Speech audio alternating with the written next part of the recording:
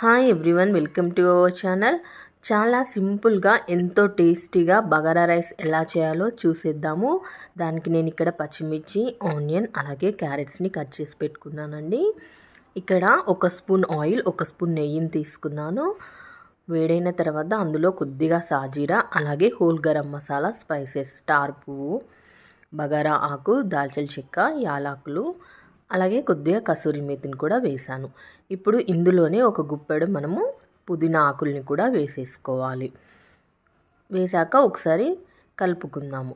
కలిపేసేసిన తర్వాత ముందుగా కట్ చేసి పెట్టుకున్న పచ్చిమిర్చిని కూడా వేసి ఒక 2 నిమిషాలు నూనెలో వేయించుకున్న తర్వాత మనం ముందుగా కట్ చేసి పెట్టుకున్న ఆనియన్ అలాగే క్యారెట్స్ని కూడా వేసేసుకోవాలండి. క్యారెట్స్ మీకు ఇష్టం ఉన్న షేప్లో కట్ చేసుకోవచ్చు, రౌండ్ అయినా కట్ చేసుకోవచ్చు, పొడుగైనా కట్ చేసుకోవచ్చు. నేను ఇక్కడైతే రౌండ్ అయితే కట్ చేసి వేసుకున్నానండి. కొద్దిగా మనము కలర్స్, ఫ్లేవర్స్ యాడ్ చేయకుండా ఇలా కొద్దిగా పసుపు వేసుకుంటే కొంచెం కలర్ఫుల్గా బాగుంటుంది బగారా రైస్. చూడండి, ఇప్పుడు క్యారెట్స్, ఆనియన్స్ ఇవన్నీ చక్కగా కొద్దిసేపు అయితే మనము వేయించుకోవాలండి, ట్రాన్స్పరెంట్ అయ్యే వరకు. సాల్ట్ అయితే ఇక్కడే వేసేసాను నేను అన్నానికి సరిపడా. అలాగే అల్లం వెల్లుల్లి పేస్ట్ కూడా వేసి పచ్చివాసన పోయేలా ఇలా ఆయిల్లో ఫ్రై చేసుకున్నాక ఇందులోనే ధనియాల పొడి అలాగే మీ ఇంట్లో ఒకవేళ బిర్యానీ మసాలా ఉన్నట్లయితే అది కూడా కొద్దిగా యాడ్ చేసుకోండి, అప్పుడు ఇంకా టేస్టీగా ఉంటుంది బగారా రైస్. కొంచెం బిర్యానీ మసాలా వేసిన తర్వాత ఒక 2 నిమిషాలు ఆయిల్లో ఫ్రై చేసుకోవాలండి. ఇక్కడ నేను మామూలు రైస్ తోటిని చేస్తున్నాను, కావాలంటే మీరు బాస్మతి రైస్తో కూడా చేసేసుకోవచ్చు. ముందుగానే మనం ప్రాసెస్ స్టార్ట్ చేసే ముందే బియ్యాన్ని అయితే కడిగేసి పెట్టుకోవాలండి. చూడండి, ఇక్కడ నేనైతే 2 గ్లాసెస్ బియ్యం తీసుకున్నాను. సో 3.5 వాటర్ అయితే యాడ్ చేసుకున్నాను. ఒక హాఫ్ గ్లాస్ తక్కువ వేసుకోండి. ఆయిల్ రైస్లోకి మనము ఒక హాఫ్ గ్లాస్ తక్కువ వేసుకుంటేనే పొడి పొడిలాడుతూ వస్తుంది అన్నం అనేది. వాటర్ యాడ్ చేసి ఒకసారి సాల్ట్ చెక్ చేసుకొని ఇలా మూత పెట్టేసి వదిలేయాలండి. ఇలా వాటర్ అనేవి చక్కగా బాయిల్ అయినప్పుడు మనము ముందుగా కడిగి పెట్టుకున్నాం కదా బియ్యాన్ని ఇందులో వేసేసుకోవాలి. బియ్యాన్ని కూడా వేసి ఒకసారి మళ్ళీ కలిపేసేసుకొని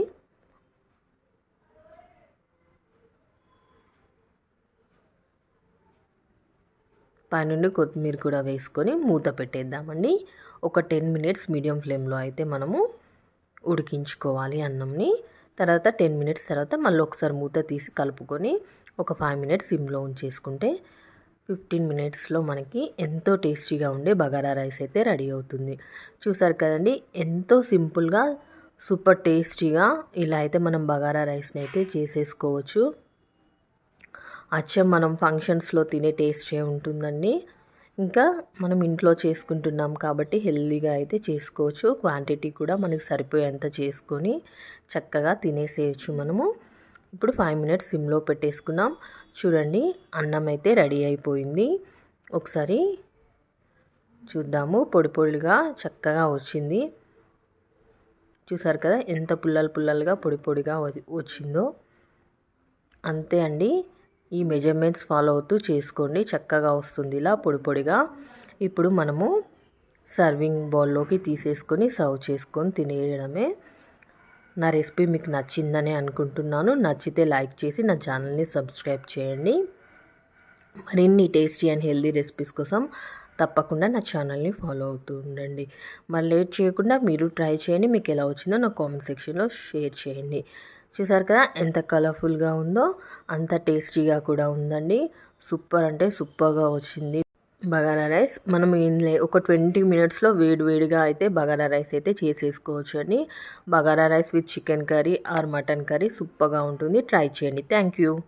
నేనైతే bagara rice combination mutton curry అయితే చేశానండి. సూపర్గా వచ్చింది. మటన్ కర్రీ రెసిపీ కూడా పోస్ట్ చేశాను. ఇంట్రెస్ట్ ఉన్న వాళ్ళు చూడండి, లింక్ డిస్క్రిప్షన్లో ఇస్తాను.